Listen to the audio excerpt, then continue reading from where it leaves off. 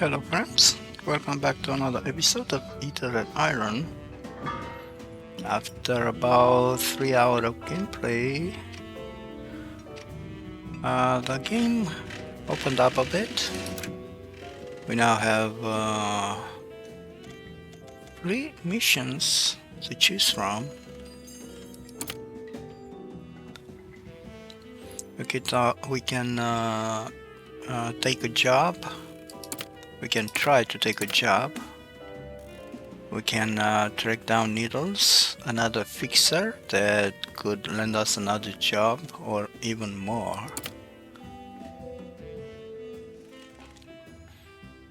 Or we can try and acquire the barge to upgrade. This is one step needed toward upgrading our car.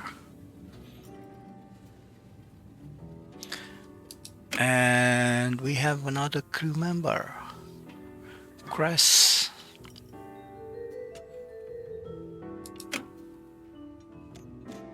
Right, so I think I'm going to start with this one, Graveyard Ship, because I think we're going to need a better car. Speaking of which,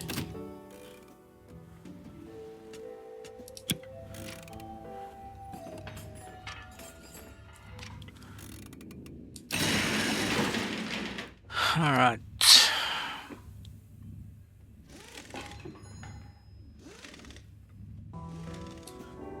Check this out. Check this out.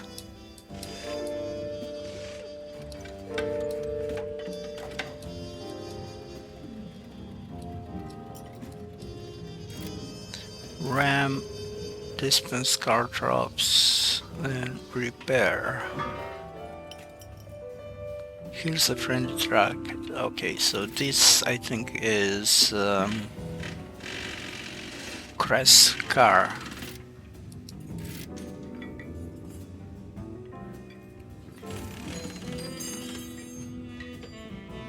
Can install storage. We can install new upgrades in these slots, I believe. Alright. Let me check. Princess, this is my car. This is Gia's car. Let me see if I can add anything here. Okay.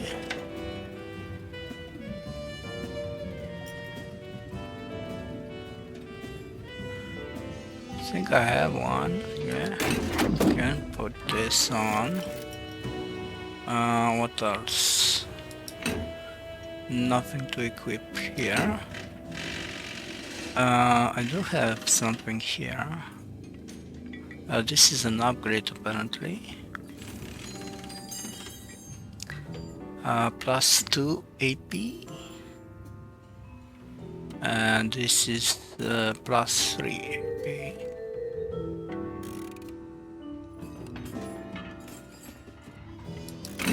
Alright, got an upgrade. No upgrades here. Rust pistol. Alright. No upgrades here. Alright. I can actually add this, a small storage compartment that adds inventory slots. Perfect. It adds plus 4 inventory slots. Nice. Alright.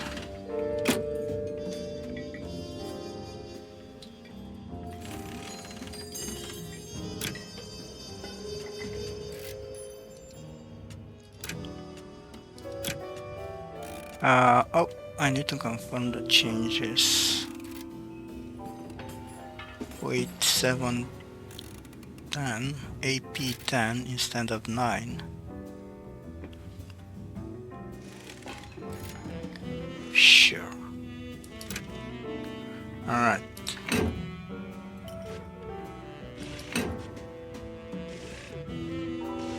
So I can put the wielding arm here instead of on the left side. Alright, there's nothing else.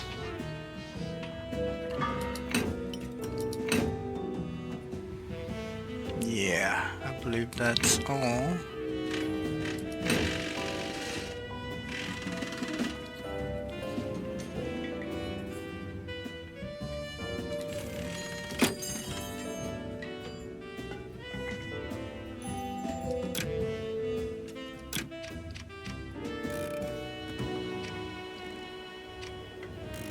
I can scrap parts. Oh, I can repair. I need 27 scrap parts. I do have. Alright, all done. What do I want to scrap? I want to scrap the stock parts because they're basic.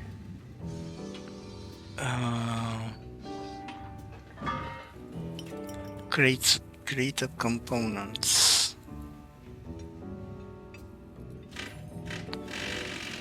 I'm going to keep that. Creative cigars. This can be sold. Alright, I'm going to keep this. Alright. That's everything.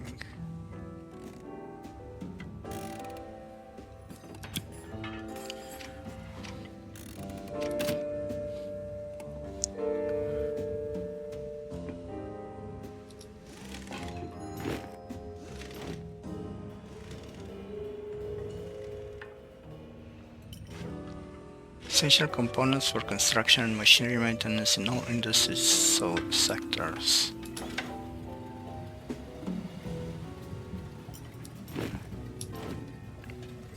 Okay, both of these can be sold, so they are not used for anything else, I believe.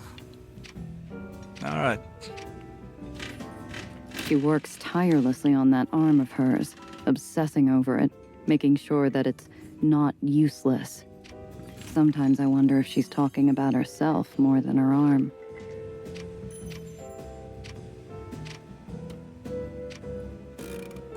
Alright, I think it's time to head to the meeting point. A storm brews on the shallow ferry platform, where the kid hovers over Mr. Throg, crackling with frustration like a gathering thundercloud. The old ferrymaster, like stone, resists the squall. Maybe I'm not articulating myself properly. You can hear me, can't you? Loud and clear, girl. Well, okay then. Let's cast away, or whatever the expression is. Sorry, but no. Ferry's closed.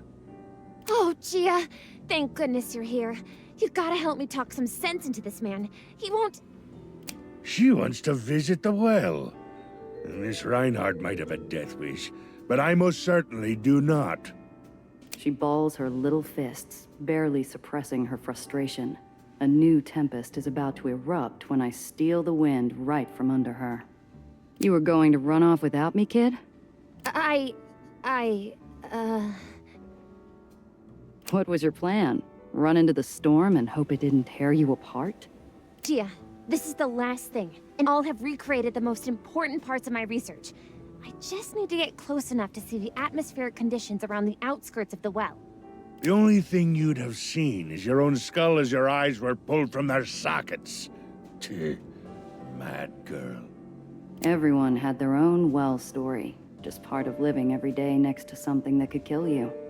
I'd tell my giggling sister how I had to lasso my own leg once as it floated off. Nellie, evidently, does not share the same amusement at such a story. You know, there is one place that might work, not too far out of the way from White Street.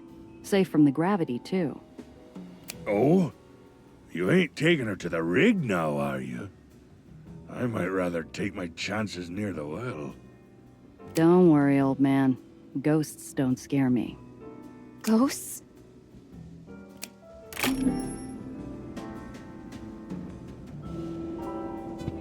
Alright, this would be the 4th mission.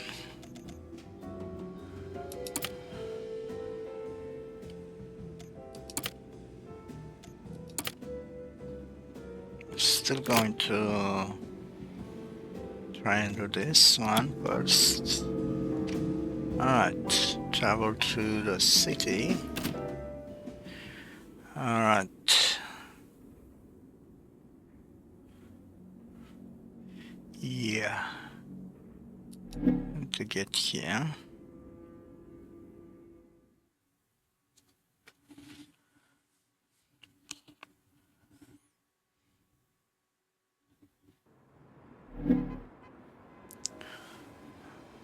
Okay, new locations unlocked.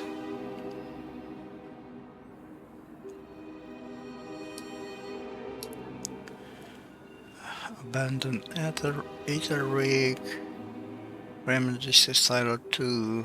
Barge pickup. Alright, this is where I'm going now. The barge we're using is a rusted corpse left on the side of the road, half buried in trash and waiting for someone to put it out of its misery. 2 figures wave us into the shadows. Chris, you brought her along? Watch tone, Alex. She does good work. You even said so. One good deed means little. I hope you're right about her. You know I can hear you, right? Ugh, don't mind him. Hi, honey. It's good to see you again. We ready to go? Here, grab this morning. Plates, tags, all good. Had the permission papers drafted in the archive. Should pass at a glance. How'd you nick a whole barge out of White Street? We took it off a driver who parks near the free home. He likes a drink before his shift. He's still asleep. We finish this right, he'll never know the thing was gone. You two are a long way from home. How'd you get roped into this? We need to do something. This is how we make things better. His wife's earnest response freezes the snide remark lurking on his tongue. They do the same for us. Even if not, they don't deserve to be there. Simple as that. Alright, so we had to save we have to save 2 engineers, I think. And we will be driving the getaway car. Starting the job will prevent you from returning to the hole for a short while. Alright. Press, time to go. Get back safe. We'll bring everyone home. Thank you, and you too. Be safe, please. We don't need anything happening to the both of you. They unveil a hatch behind a pile of dirt and steel. Within seconds, they're gone. Gia. Most of the time, Cress has a hardened shell, prickly to some, impenetrable to most, built to protect against the world. She turns to me, defenses up, but a vulnerable seriousness radiating from her. I'm not leaving those people stuck in that hellhole. You're running interference. I need you to get me there and get us all out again. If anyone sees us, it could blow the whole thing. Don't worry, Cress. I'm on the clock.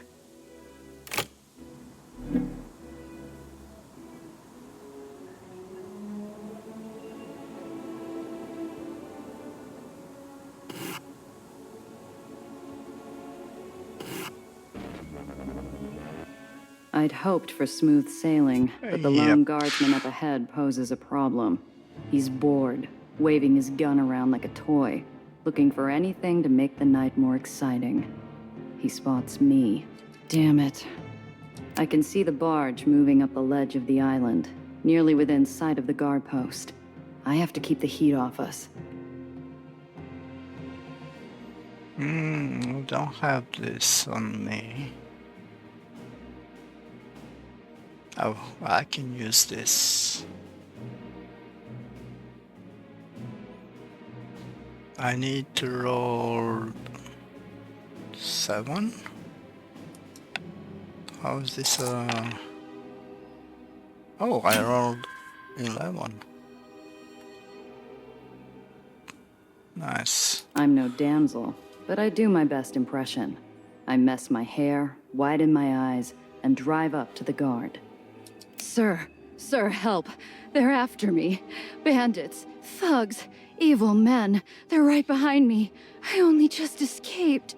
The guard shoots me a grin more bloodthirsty than reassuring. He thanks me before sprinting off to rain vengeance on my imaginary attackers. Nice work.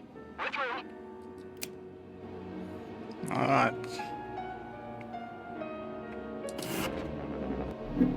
Oh no.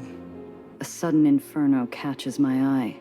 The glint of polished boots and oiled rifles reflect the devilish light as White Street thugs ransack a storefront on fire, its wares spilling into the street. Find the contraband! Find the traitor! A shopkeep steals away from a back window, carrying a bulging sack over his shoulder. His leg catches the sill, and he falls to his face. Guards are rounding the corner, seconds away from spotting him. Cress, I might have to make a detour. What's wrong? I have to help someone. Won't take more than a minute. Don't you blow this, Chia. Oh no. Oh.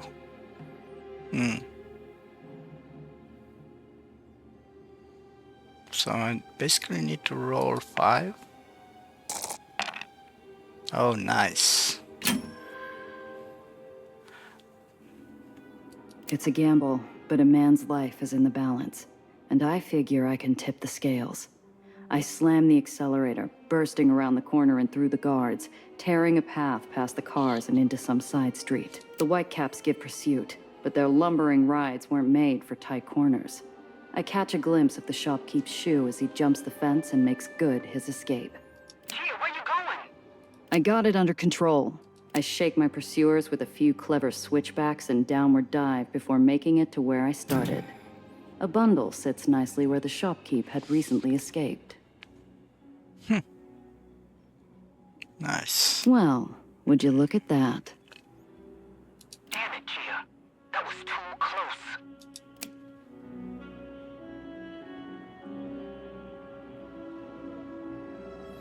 Alright, so...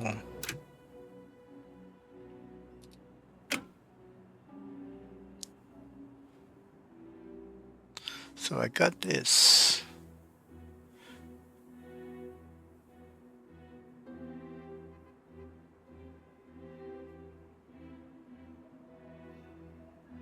Alright.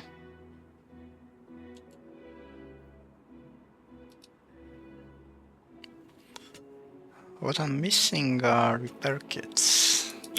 I'll need some repair kits. I load my car onto the barge and take over at the helm. Garbage day has no exceptions in White Street. We arrive right on schedule and the guards wave us through without a second glance. An enormous inverted headstone. The tomb is a grave marker for hope. The only way out is down. Nothing and no one gets out, unless they're dropped to the earth thousands of feet below. The clock ticks. Cress and I wait in a darkened bank of smoke and cloud. 10 minutes late. They'll show up. Just watch for their signal. I massage pins and needles out of my thighs while we sit, unmoving. It's only a matter of time before someone comes around to ask questions. Cress, get down! Cress ducks under the dash while a massive shadow swoops alongside us. A groaning barge burdened with thousands of pounds of waste, driven by a man oblivious to our cold sweat. Hey there, slow day, huh? Yeah, just waking myself up. Hey, oh, I get it. Nobody's busting you for taking a 5. I was just taking a break myself. Mind if I join you? Something shines in the darkness behind him. The signal? My heart's in my ears as I figure out how to move the barge captain along. Get rid of him. Word of advice. I spotted officers circling the area. They won't take kindly anyone slacking on duty. Intelligence officers? Here! You're pulling my leg. It's been quieter than a cemetery. Just up on the east ledge. Probably planning a surprise inspection. I'd beat it. Good tip. Take care, friend. They'll ticket you for anything. Dirty magazines, parking, painting your neighbor's dog green. The barge pulls away and Cress unhides herself while I hunt for the glint of signal light. Alright.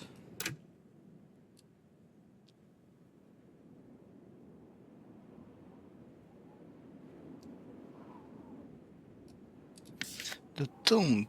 This is some kind of prison. Baron Eli prides himself on bringing order to the huddled masses of the lowers, and nothing says law and order like a giant escape-proof prison floating over an abyss. Even if an inmate managed to get out of their cell, past the guards, and over the fence, they'd find nothing but a mile of air between them and the ground. Fitting, then, that White Street's sole correctional facility is known by a name with a touch more finality: the Tomb.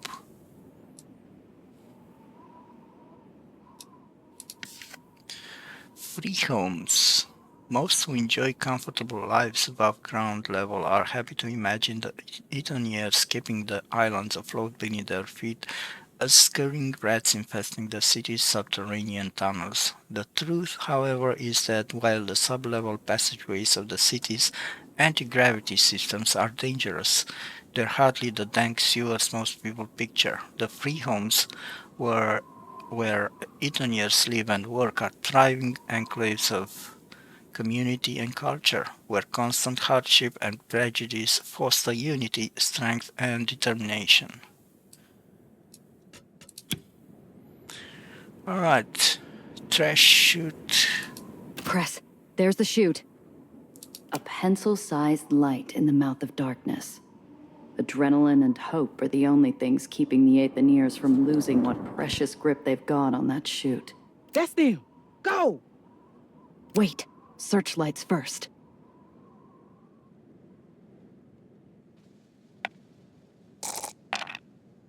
Oh, that was a good roll. The barge is a heavy dance partner, but with me leading, she moves with the grace of a ballerina. We leap from shadow to shadow, dodging out of sight until we land near the chute. We pull up on the tomb and look up into the darkness like gravediggers plundering the ancient world. Except the weathered limbs, calloused fingers, and gaunt faces in this sarcophagus are very much alive, waiting for us with anxious vitality. Get in! On it! Lucy, help Owen down! I don't know how long they were clinging to the chute, but I hear relieved groans and shouts as several bodies thump onto the bed of the barge. Thank you, miss. Any later and we would have been grounded. Don't thank me yet. We still need to get clear. Cress, where are we heading? Far bank. Good job keeping them off us, Randazzo. Alright.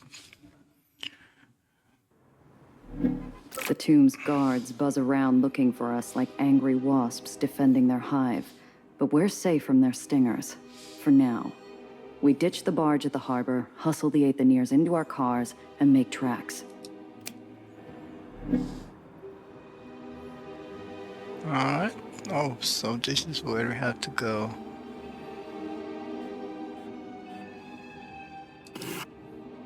Okay, that should be easy. Here! Cress points to a wall of nothing but discarded machinery.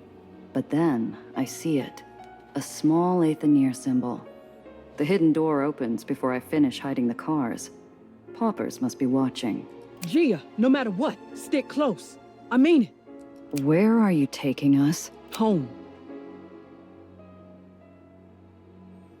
One prisoner transferred added to inventory. Cress is my only point of reference as we navigate the Undercity. A maze that winds and bends in the dark blue light flittering through gaps in the brick and machinery. We reach an unmarked door. Watch your eyes. A hidden cityscape, bathed in aether light and rhythmic machine sounds, spreads out before me. I exhale an appreciative whistle while I blink the dots from my eyes. Not what you were expecting? Oh, nice. Completed the mission. And leveled up.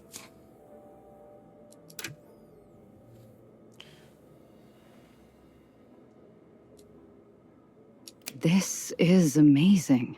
We've had a few decades to figure it out. Long embraces, teary faces, and inside jokes coax tired laughter out of the Aetherians as they reunite with their friends and families. I can't remember the last time I talked to my folks like that. Not since Zio died. The tomb had aged them, but the promise of safety rolled back the years, returning them and their loved ones to better times. You all right? I'm better off than them. They've escaped the tomb, but they're still prisoners. We'll have to beg another Baron to take their contracts, and then this whole thing starts over. You got them out, Cress. Everyone got to walk away. Sometimes that's the best outcome. It shouldn't be.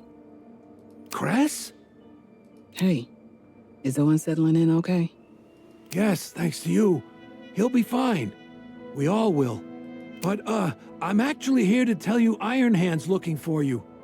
The Aetherians around us stare sympathetically. Some even shrink away with looks of guilt. Gia, I have to deal with this. If I'm lucky, it won't take long. Stay here. Oops. That sounds serious.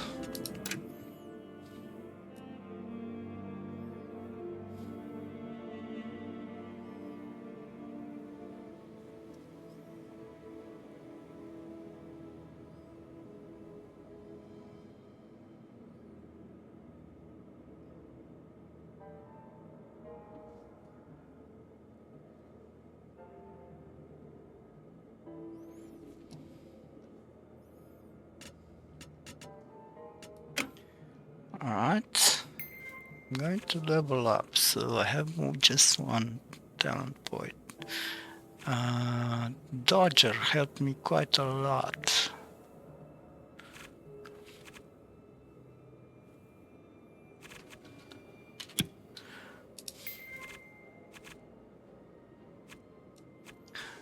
Okay, so she only has two skill trees, brass and smarts.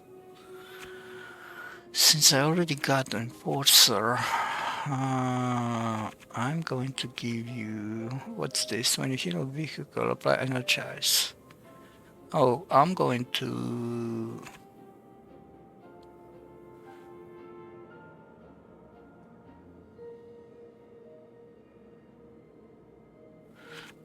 take this.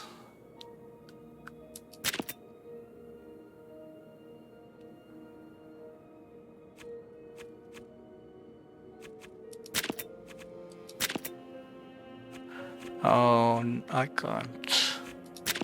I need to take this first, I think. Oh. This is automatically unlocked when you get this, apparently. Right?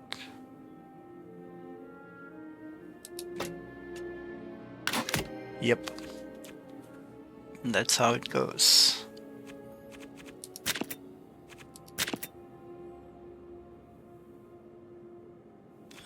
Perfect. Now you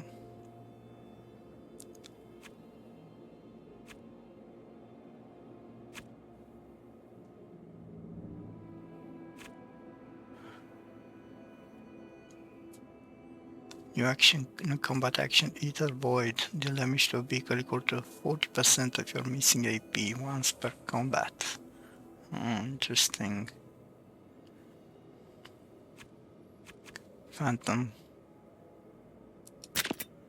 Stealth and subterfuge are your specialties. Whether it's sneaking past guards or pulling off covert operations, you excel in remaining unseen and undetected.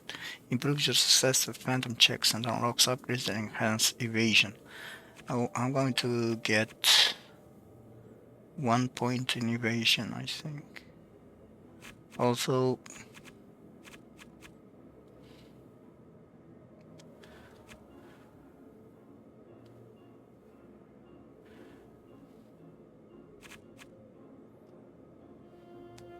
I feel like I'm spreading my talents too much.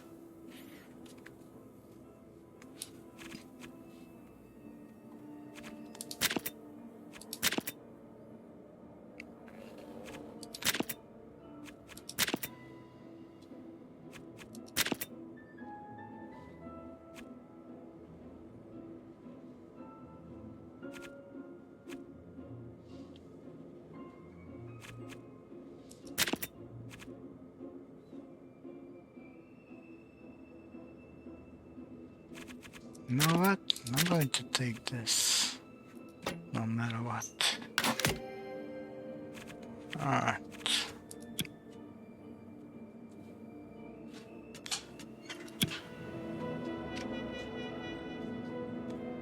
Busted knuckle. The cold, barren walls, rich smell of oil, and familiar clank of tools quickly announced this building's purpose. A garage like this is a smuggler's best friend. Nondescript, affordable, and discreet.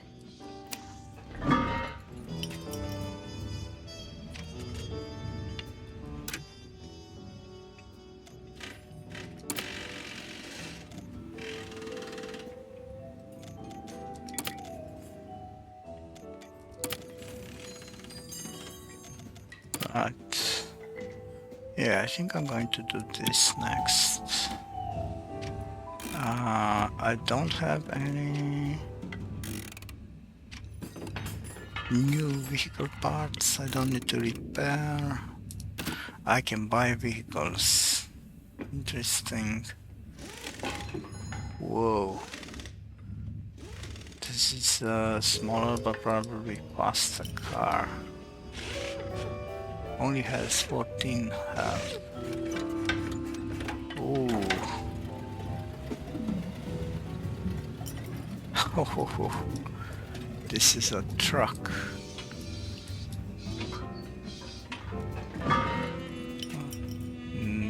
Doesn't have too many weapons. Only shields. Only 2 spots for heavy weapons. Interesting.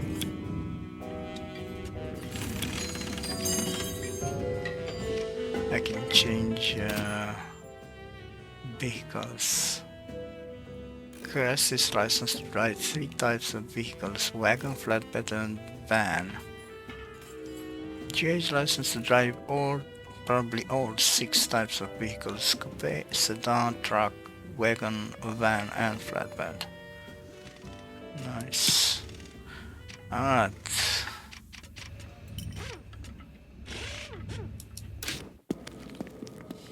So this is a garage.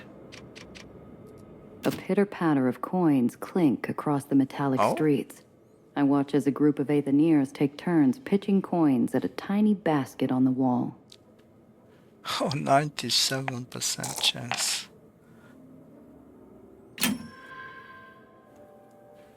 Alright, what did I Room for gain? another?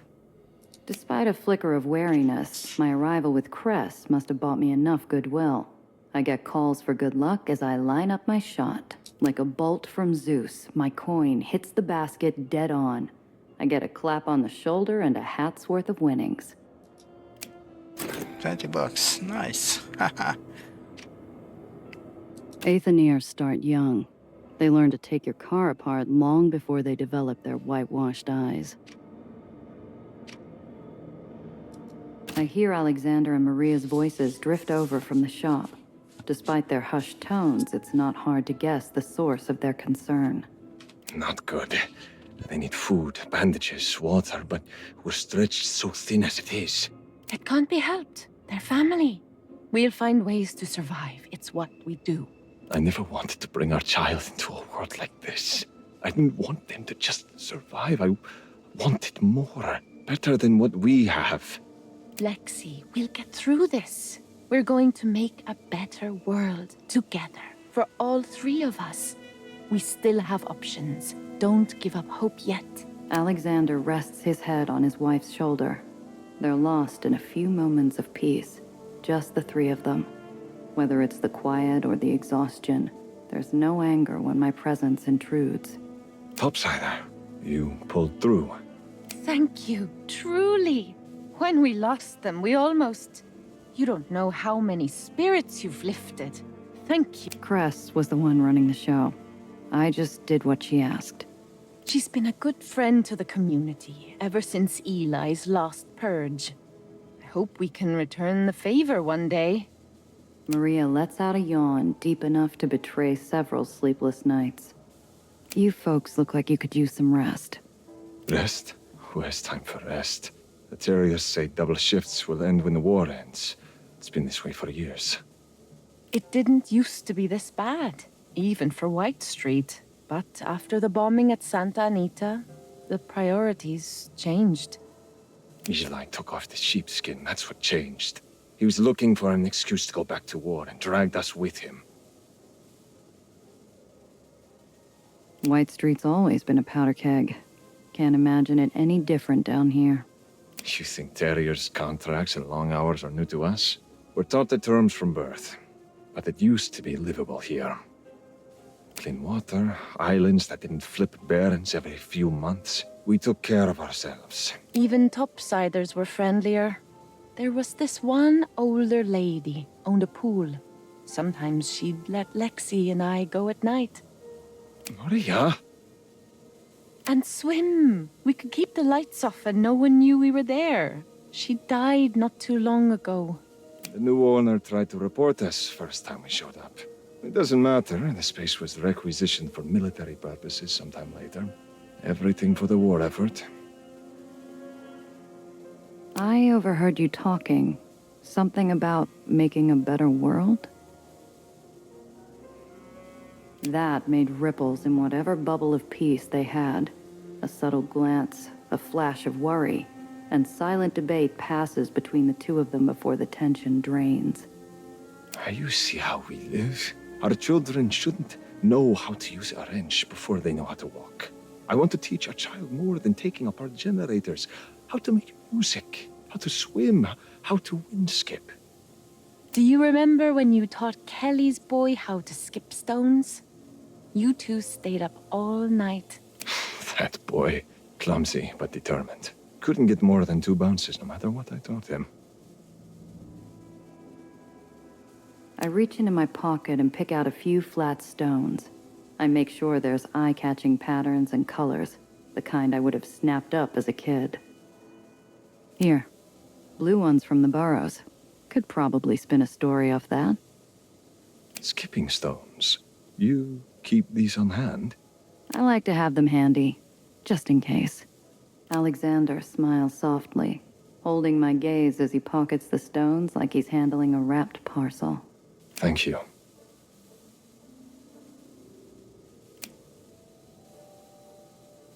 Ooh, look who has super kits.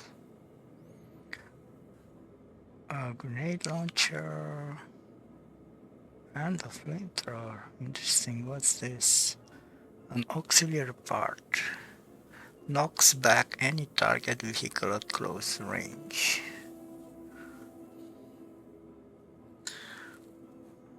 Another wielding arm. Fake license plate. Reduce 1 hit. Fake white papers. I already have the brass knuckles.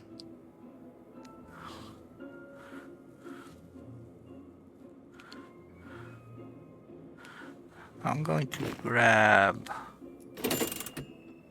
1 repair kit for each of us.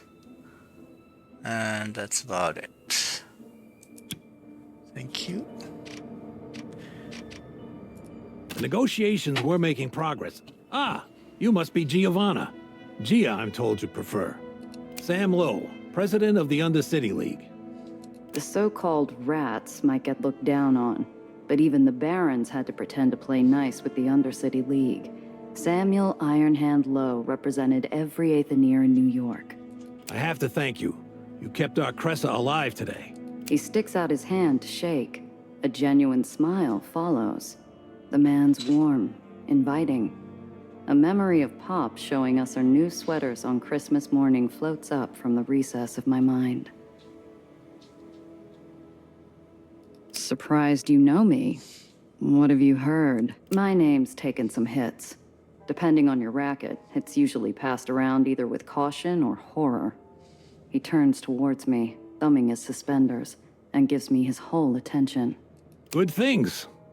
Our friends Alexander and Maria, and Cress here too, say you have a good heart. You're someone who cares about others. That's it?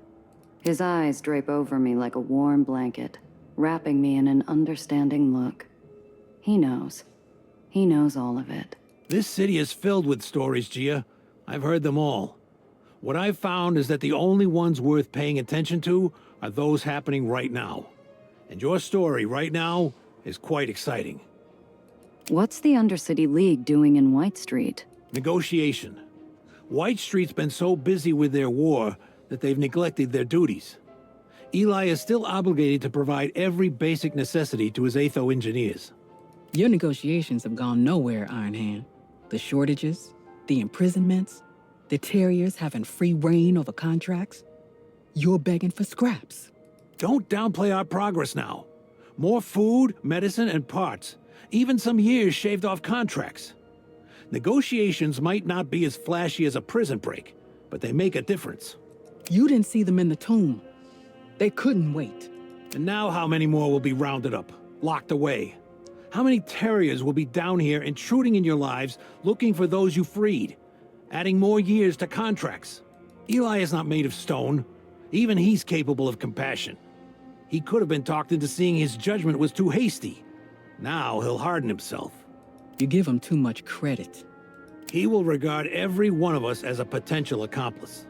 He's never gonna change his mind, no matter how much ass you kiss. He was stringing you along. You're still just a rat. We're all just rats. I am certain your friend here, even in her line of work, is familiar with making compromises with the Barons in order to succeed. A Baron will try to pull one on you every chance they get. It's in their nature. We don't do ourselves any favors playing by rules they just laugh at. I have this argument with someone regularly. I'll tell you what I tell him. You can't make a car fly with a cracked engine. I've got a roll of tape that says otherwise.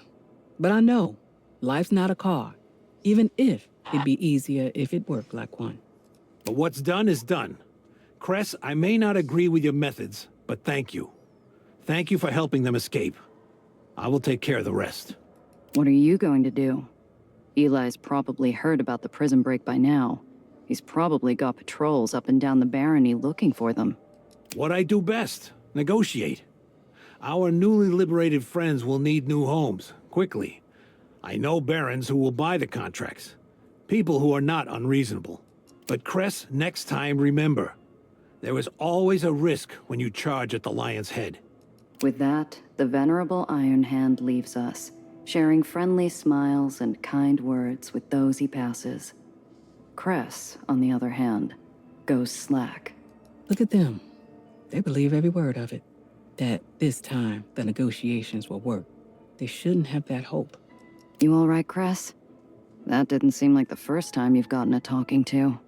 Ironhand's not a bad guy. Honestly, he overworks himself, trying to keep the rest of us afloat. I understand it, but he makes it hard to argue back. The more I look at Cress, the more I see the sway on her feet, the way she keeps massaging around her prosthetic limb. Either the job or the chat with Ironhand was catching up to her. Ready to head back? Not yet. I want to stop off at the Department of Contracts. All right. Oh. Like right here? Oh. Samuel Ironhand Lowe. As a people mostly bored to bondage, Ethiopians are skeptical of organized leadership, but if an election were held tomorrow, there would only be one name on the ballot, Samuel Ironhand Lowe, an autodidact and master engineer. Sam is just the right balance of idealistic optimist and level-headed problem solver to inspire a culture accustomed to assuming the worst. A reformer rather than a revolutionary. His vision for the future of his people is the slow turn of a screw more than a well-timed explosion, and he always prioritizes the safety and well-being of those under his charge.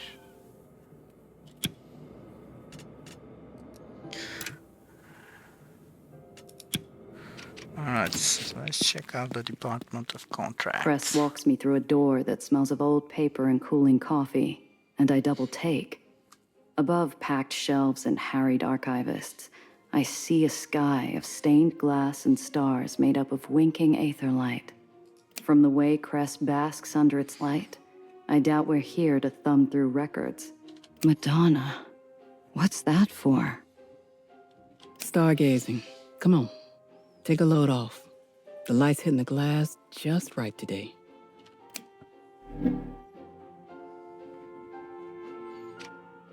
San Francisco doesn't look that far away. Too bad the 2,000 miles in between is reserved for farmers or raiders. Looks like a pretty wide selection of modern history on this shelf. Funny, I never thought of Aethoniers as studious types. Yet the Crusades' origins were born from a perspective of well-meaning naivete, a concerted initiative from those barons in the uppers seeking to bring charity aid to those properties they had left behind during their upward climb. For this reason, some accounts depict the Crusades as necessary growing pains for the burgeoning social strata. Whitewashing, it's not just for picket fences. Stealing hearts and bases, the rise of the 35 New York bandits. A true David and Goliath story in our modern time. Nobody could have predicted the meteoric rise of the scrappy bandits during the 1935 season after a dismal showing in the previous year. The uppers-owned New York Gothams had the funding and the star players, but they lacked that crucial ingredient that pushed the bandits over the edge. Heart. I remember every play. That was one hell of a series. Trespasser of Nature. How New York beat the hurricane. And while Hurricane Bedford ravaged the eastern seaboard without mercy or compunction, flattening all in its path with countless casualties, as well as incurring millions in property damage, the people of the uppers simply turned up their nose and threw money at the problem, deciding once and for all that the problems of Earth were only for the earthbound. While seawater devastated and flooded the landlocked masses below, citizens of both the lowers and uppers were more or less insulated from the ravages of the weather phenomenon, passing harmlessly beneath the skybound colonies. Maybe the lowers weren't hit directly, but I saw lines for clean water circling the block, a gap-toothed child with a starvation-distended belly, men knifing each other in an alley for a bag of coal. The uppers had all they needed, and they did not want to share. That's about enough of that.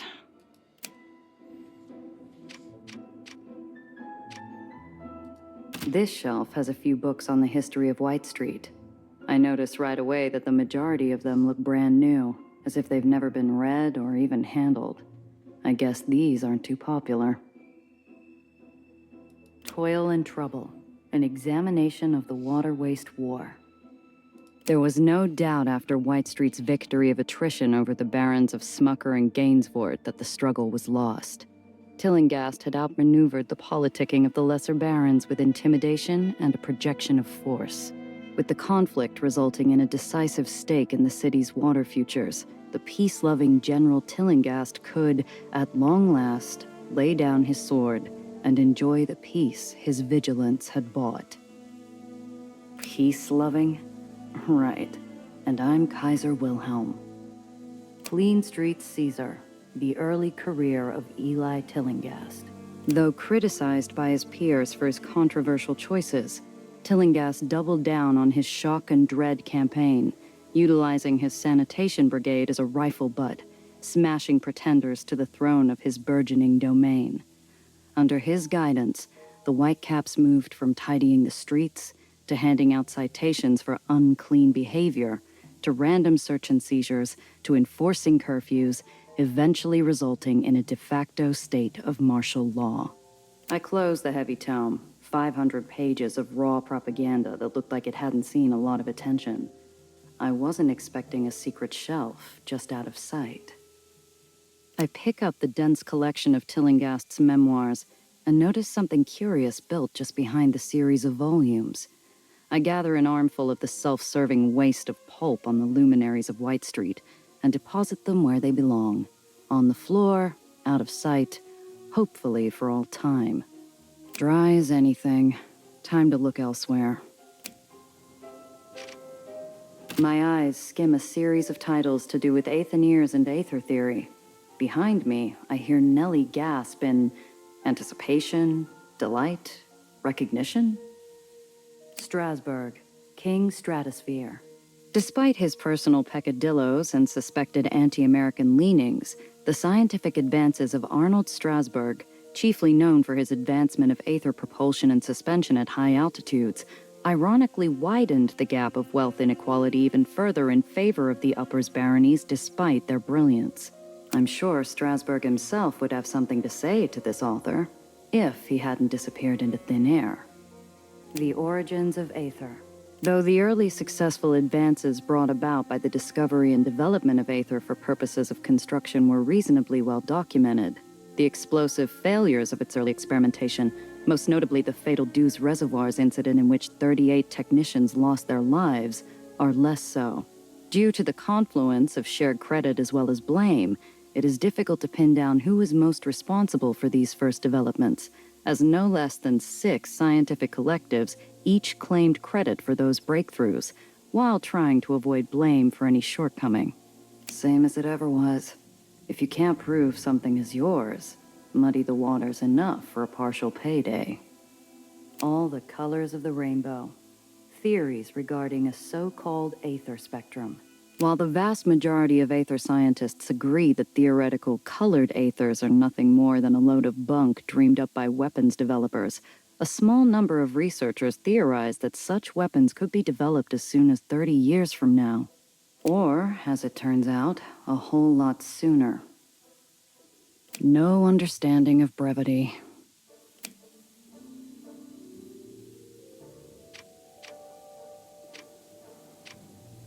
Behind that propaganda piece about the general, there's a hidden shelf concealed in the wall. It's full of trashy glam mags about movie actors. In other words, pure bourgeois. Star Scoop, February 1936. All the sun's rays. A day in the life of Apollo Diamond. And wowza, is that Apollo with Mae West on his arm? For shame, Sonny. She's old enough to be your auntie. A magazine? What is this twaddle doing in a library, for heaven's sake? Star Scoop, May 1937. Apollo Diamond, on the town. Apollo, despite that sharp wardrobe and his prep school palaver, was surprisingly modest when asked about his thoughts on the Big Apple. Coming to the city was a big shock, but in no time, the people of New York accepted me as a genuine Knickerbocker. New York fans are the best fans in the world. Yet another article on that actor? Star Scoop, July 1936. His Life Among the Heavens, a deep dive on Apollo Diamond. Apollo's a good boy, a real mensch, Apollo's first agent, Morris Galecki, recounted fondly from his office in the lowers. Looking at him now, you'd never know he was once a little pisher from the neighborhood. Apollo Diamond? A local? Is that so? Didn't that other article say he was from out of town? Hey, college girl, we've got more important things to do than think about some pretty boy movie star. Just drop it, okay? Too much drama for me. I spy a collection of volumes, most of them hand-bound in leather or fabric. Huh. Looks like they were all written by Aetherians. Each spine features a tiny brand corresponding to the free home where they were written. Conover Place, a nice place to lurk. When my folks got our contracts moved here from Pendleton Rocks, we would be treated nice, humane-like even. More money to go around, they'd tell my sister and me. The Terriers aren't as strict, as if that meant anything. We won't be allowed topside, though. Not that they could tell without our eyes in. 1932. This one hasn't aged well. Conover Place burned a year after this was published. Most of the Aetherians dead, sealed in an iron coffin. The bones of Metropolis. My father worked the steam vents to his dying day. Son, he gasped, while the sawbones struggled to replace the fluids his burns had leached from his parboiled body. This ain't no life for man or woman. But what else is there, Pop? I cried, pounding on the wall with work-rough hands. What else is there? Lots of talk about weight-to-energy ratios and the stabilization of Aether when they describe how neighborhoods are maintained. The Ghosts in the Pipes, a study of location-based psychoses in the Undercity. Unable to find a common thread other than rough location, Dr. Fisher launched an in-depth investigation into why the men and women within the Racine Undercity were exhibiting a higher-than-normal rate of aberrant behaviors than other Aetherian free homes within the lowers. After 18 weeks, Fisher concluded that the chronic insomnia and resultant anxieties were directly tied to the sound of waste fumes vacated through improperly repaired pipes running through the maintenance tunnels, leaving the inhabitants surrounded by a constant sound resembling unending, unintelligible wailing, called the ghosts in the pipes by the locals. Dr. Fisher himself was not immune to the consequences of this phenomenon, and was remanded to a psychiatric institution after the study's conclusion. This stuff goes on forever.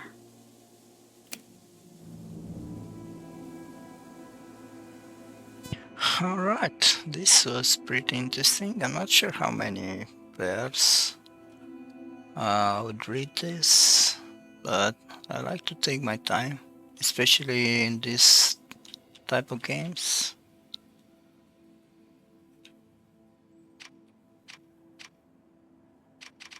Alright, I think I'm done here.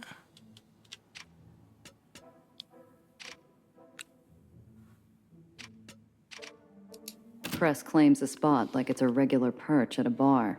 I follow her lead. Never thought I'd be stargazing indoors.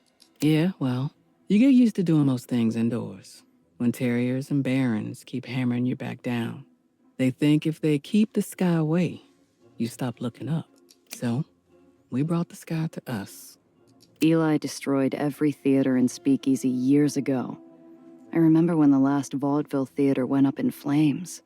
Surprised he left all this. You think a baron cares about what happens down here? This place's been around long before Eli set up his sanitation brigade. How long's that? 1880s, sometime after Holdstone. It was a memory burned into the minds of every New Yorker. An Aetherian photographed as they jumped from an island on fire. The island sank, thousands died. Fleeing rats were blamed. The rest is history. Reminds me of nights on the roof with Zio. You could see stars in the burrows? No, this was later. I just found this little apartment. Remember, what's his name? The Baron who only wore red? He called himself something. Mr. Love? Ran the gentleman's quarter. That barony's out south now, I think. Ugh, slimy bastard. So, I just moved in. Zio comes by, brings a 30-year-old bottle of whiskey from who knows where. Talks about that time he got stranded in the Russian wilderness running guns in the Great War. I like that story. He always said the stars brought him home. You really think he outran a bear at the end? Did it matter? Every time he came home, his stories make comic books feel like reading a technical manual. Like I was out in the world with him. Cress stares upward into the faux night sky, her pale eyes darting from star to star. I miss his stories about the constellations. He knew them all. Okay, so many of these conversations unlock secret conversations. You're into the constellations? There's a lot about me you don't know. My parents taught me. We used to have an undersky like this on my old island, built by a hobby astronomer, obsessed with capturing every constellation. Ursa, Canis, Calliope. Those were my bedtime stories. Argo was my favorite, a ship built perfectly to explore the whole world. A machine that never failed. She rubs her arm where rat engineering bonds iron with flesh. Her eyes are fixed on the lights above. So, this prison break, this the type of work you do when you're not at the garage? Sometimes, it can be all roadside repairs and repulsor changes. And that sponsor? I can't tell you that, Gia. Not yet. Whoa. I've seen skyscrapers with more bend than Cress. I let the question lie for now. Cress reaches over and grabs my arm. Watch. Here it comes.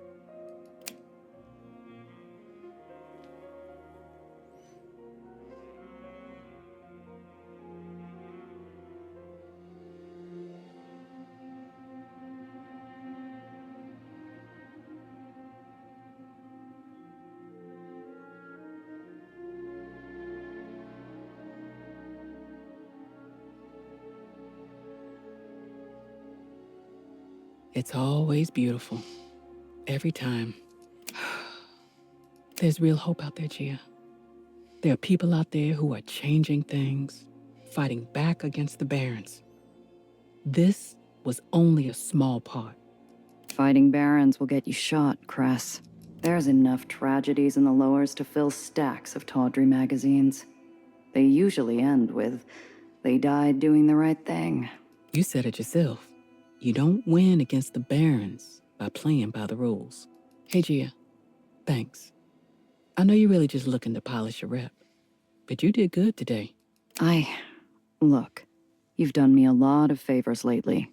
With the past year, with my car, and with Zio. This was the least I could do.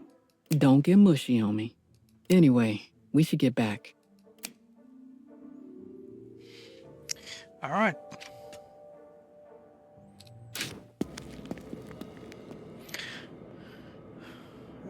Okay. I think it's really time to go back.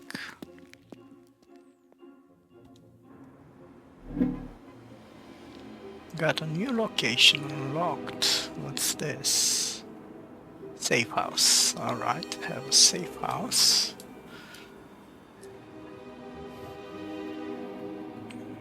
Okay, this is our next destination.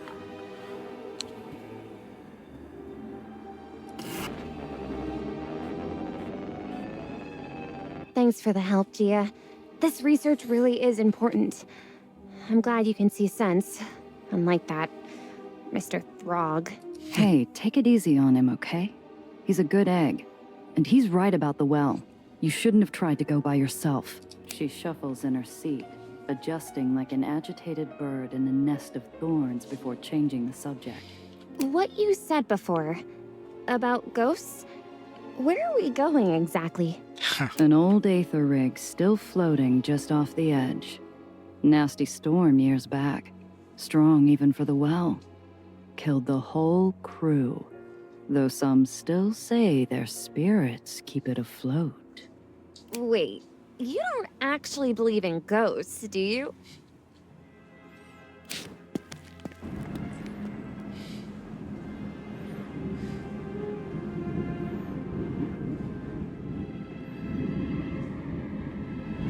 The vast hulk of the abandoned Aether Collector rusts in the crisp air, its looming broken silhouette stark against the swirling mass of the well.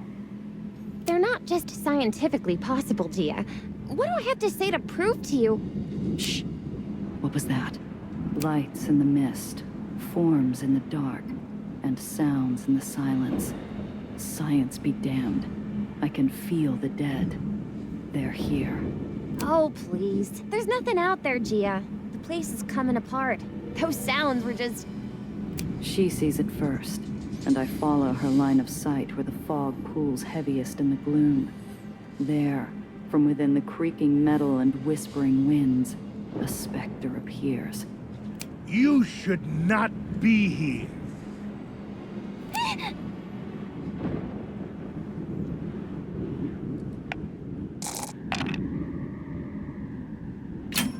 Ooh, barely. Like water down a cliff face, my hand flows quickly to my sidearm. The pistol slides out just as easily. A whispered click stops the shadow where it stands. That's close enough. Oh, now look at that. What do you think, Newsom? Real pretty. Italian made. 7 shots. Real pretty. No, I'm not gonna ask to hold it.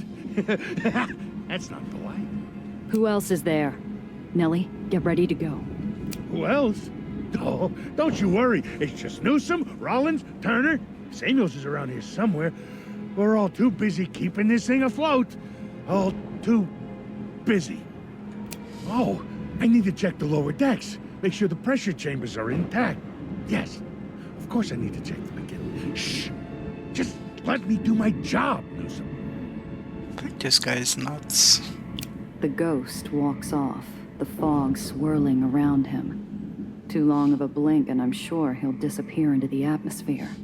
Oh, wait, hello, Mr. Ghost. We won't be long. Was hoping to just take a look at the well. Ghost? Oh no! Name's Roscoe, Chief Maliceman here on the Chamberlain. Then please, take all the time you need. Newsom and the others appreciate having prettier faces than mine around. I can't believe you thought he was actually a ghost. He's just an old Darkman in a high-altitude suit. I'm still not convinced. Now come on, let's get things set up.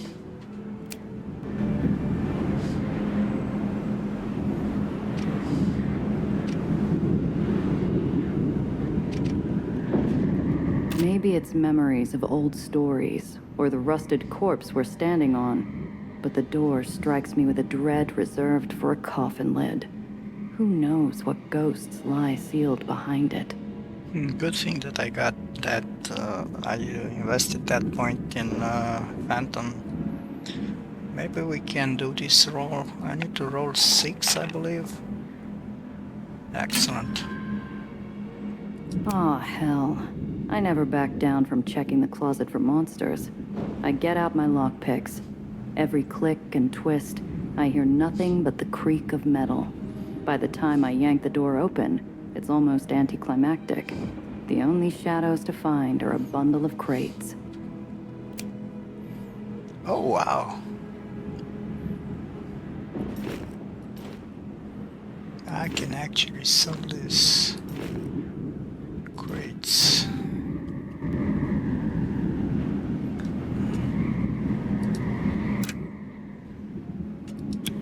Okay, I'm going to talk to Nelly. Come on, help me set this equipment up.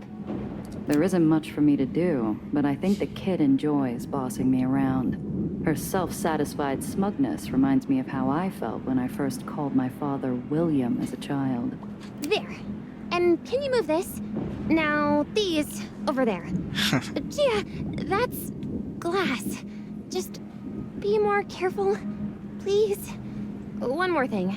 By the panel. No, the other panel. Eventually, Nellie stops giving orders, and I'm fossilized along the sidelines, turning into little more than a paperweight in a coat. This is a whole lot of, scientific equipment. What are you trying to build? Well, in the absence of a Pfeiffer trap to collect the Aether in the air around us, I'll need to improvise. She accents her determination with a sudden drop of a crate full of junk I recognize from the various ditches and drains in the hole. The Radish King is splattered in faded paint along the side. You really should pay more attention to the garbage lying around the hole. I found parts of a cyclotron just laying around. Oh, and a 1925 Hethelbaum cathode. I couldn't find any thorium, though. The experiment can work without it. Hopefully. But since we're on an old Aether rig, there has to be some around here. Think you can find some?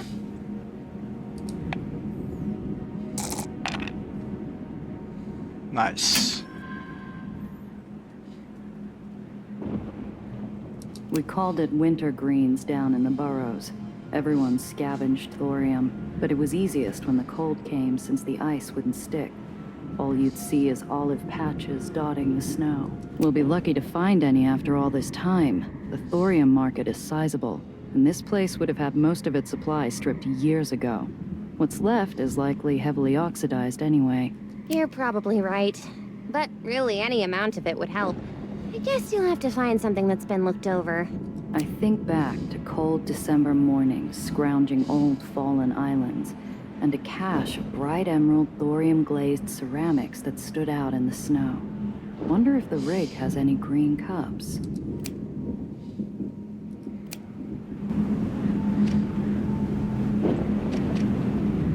My childhood superstition looms above like a meteorite, frozen in space, but always on the brink of crashing to the Earth. Maybe there is something to what the scientist is saying. Lit by windows, frosted with time, the elements, and entropy, the space between rancid wooden benches is pocked with abandoned plates and cups.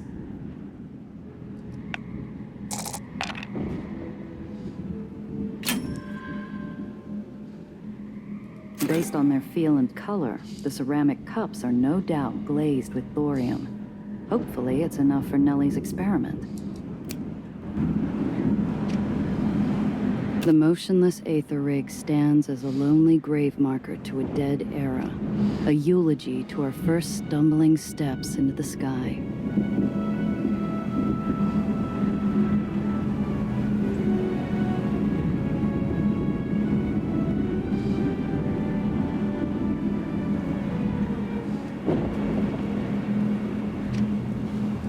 The warped barrels are silent and will never fire again. Good thing, too. After a failed attempt at a raid in the countryside, Zio and I learned real fast that Aether rigs are best left alone. The gunhouse is dark, other than small beams of light filtering through old bullet holes. They don't reveal much, but from what macabre paint they do illuminate, I'd best leave, or disturb another ghost. There was one summer where we saw Zio off on a ship bound for the Congo.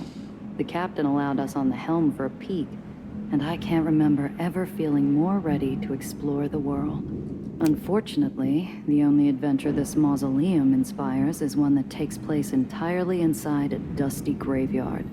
There's barely anything other than mangled junk buried here.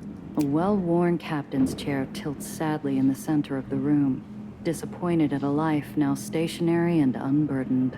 Maybe just a quick. I gingerly sit down, bracing myself for the thing to collapse. It holds, and for a moment, I imagine soaring across the Atlantic to some foreign shore and away from here.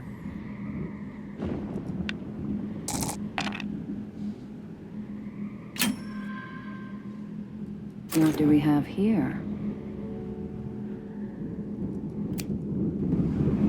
Alright, so I found 2 pieces. One of the panels into the inner machinery of the rig repeatedly shifts in the wind, barely held down by a screw that likely wished its existence would end. A quick pull and the whole thing rends free, revealing a dark, seemingly endless cavity into the guts of the rig. Most of those guts, unfortunately, have been eviscerated beyond recognition. Damn it. This part's already been scavenged.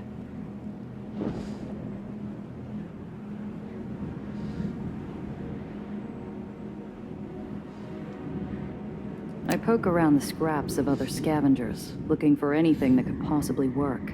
The most I find is a clump of something tarnished dangling from a mangled hose.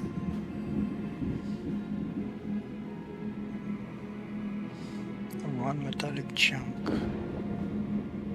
I poke around the scraps of other scavengers, looking for anything that could possibly work. The most I find is a clump of something tarnished dangling from a mangled hose. Alright, I don't think I'll be able to do this skill check. I need to roll a 9. 9 or better. Oh, I did roll a 9. Incredible. So I found all the thorium. Not what I needed, but I'll take it. Oh, no. I did not find thorium. I found one lockpick. Huh.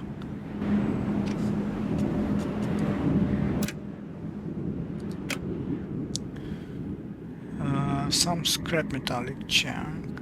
Key item. Huh. Okay, this is thorium, right?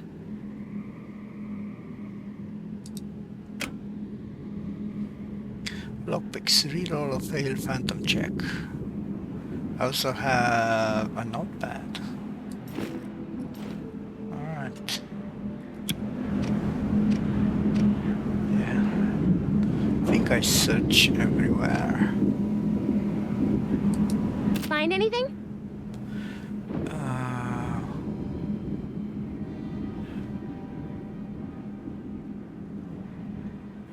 Yeah, to give here. This. What do you think? Maybe you should be calling me Doc from now on. Oh, you found some. That's perfect. With fast hands, the kid gets to work, bending, breaking, and binding her crate of junk with the small amount of thorium I was able to find. Is that... It's not a real Pfeiffer trap, but it's close. It will help measure the amount of naturally occurring Aether in the air. I should be able to compare the data with Lorenzo's Aether constant to see what local saturation looks like. She bites her tongue as she focuses on what seems to be the last part of her little machine. Then maybe we can get some insight on where the well is drawing all this extra mass from. And... done. The box begins to emit a soft glow and whir like a carnival novelty attraction. Now to wait. More clicks, more whirs, more clicks, the occasional chirp. Not even the swirling chaos of the well seems interesting enough to alleviate the weight. Glad he's keeping his distance. Makes me uneasy, him roaming about. I lob my eyes and chin towards the muttering man in a high-altitude suit. I'm not discreet, but I don't think he'd notice if I threw a rotten tomato at him. Poor man. He has to have the wasting under all those layers. No wonder he's seeing things. He has to be in so much pain. After all this time, he'd be dead. That head would be bright blue, for starters. Unless maybe... We studied rare cases in Olympus Park. Patients who showed no outward signs of the wasting, but had gone mad. How'd you know they had the wasting then? After they die, we'd watch an autopsy. The brain was... different. Changed. I had to leave before Dr. Monitz finished. I didn't like seeing a human person like that. All taken apart. I take it this basket of junk makes you miss home and all of its shiny, top-of-the-line gear. No, hadn't thought about it actually. But I didn't need any fancy stuff for this. This is just, well... She holds out her hands as if presenting her little machine like a talented, ball-juggling seal on a circus stage. This is just... simple. Simple? So, any one of you could have roped some trash together and found out the world was ending down here? No, that's not... You know that's not what I mean. I didn't intend to put poison in that joke, but the girl seems to swell up all the same. I don't know why no one's caught it. They should have. I should have. But I'm here now. You don't have to bring up that I'm from the Heights every time. Okay. Was just teasing you, kid. I know you care. Got enough to go on? Let's see... Oh, yes! This is perfect! Exactly what I needed to help continue my experiments. I do know my thorium. Nellie turns away from her machine, fresh plastered smile from the victory still smeared on her face. She gives a small curtsy. Of course. I never doubted you, Lady Sif. Excuse me?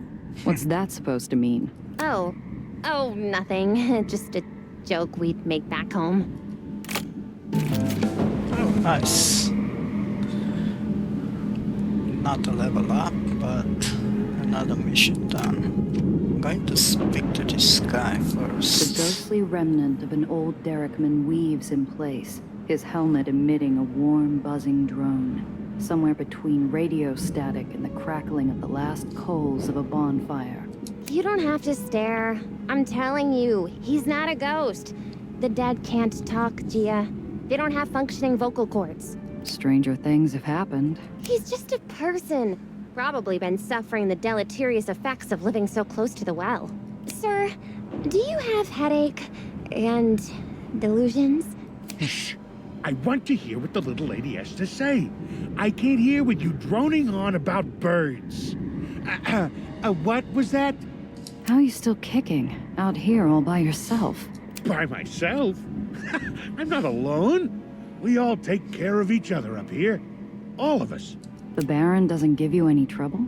No. Mr. Broderick is quite kindly. Keeps us well fed. I only wish that man would shave. Yuck! Disgusting rodent on his face. Broderick. Rings a bell. One of the old barons of New York. Not a name I'd heard since Zio told stories about the Days of Blood, when Eli first started taking territory and executing his rivals.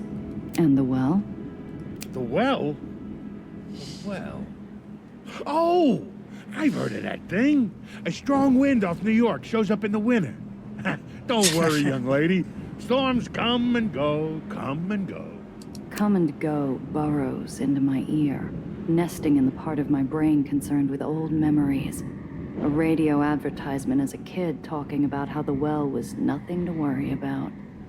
You the only one keeping this hulk in the sky? Not me. No. The Aether. It's been, what, 30 years since this thing went out trawling? Without a refuel, the Aether levels can't still be enough. Yes, they can. You youngsters, you don't appreciate Aether. You didn't see it. When we first found it, it changed everything. The world became a circus. A magical circus. It's amusing, at least for the first few minutes, hearing the old man talk about how the world changed, how circuses changed. But I don't have all day. And that's why zebras... Oh, you're right. You didn't ask about zebras. You wanted to know about vacuums. Madonna help me. You see, this old rig, she's just one big vacuum. Collects Aether even when she's sitting still. As long as I keep those engines going, she'll stay up here forever. Who is that you're talking to? You? No, I mean when... Shh. Newsom, the lady is talking. You were saying. Never mind. My friend here is studying the well.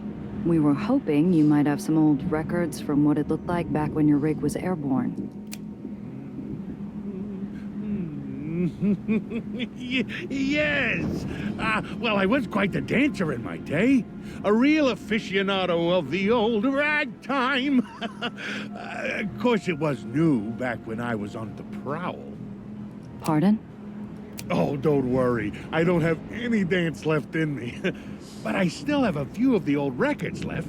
The man trudges to a small alcove made of detritus and rust, pulling out a box of records, most falling apart due to the moisture. Here, this one should still work. I hope you enjoy. You look like quite the dancer. Quite the dancer. Interesting. Thanks. This has been very, illuminating. Anytime, youngster. You've been a wonderful student. You make me feel like a proud papa.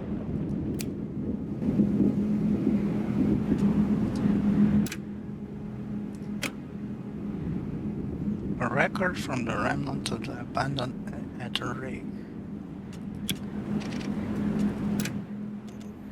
Alright. I'm going to wrap up the episode here. Next time we'll take care of the other two quests that we have. Thank you everyone for watching and see you in the next episode. Take care. Bye bye.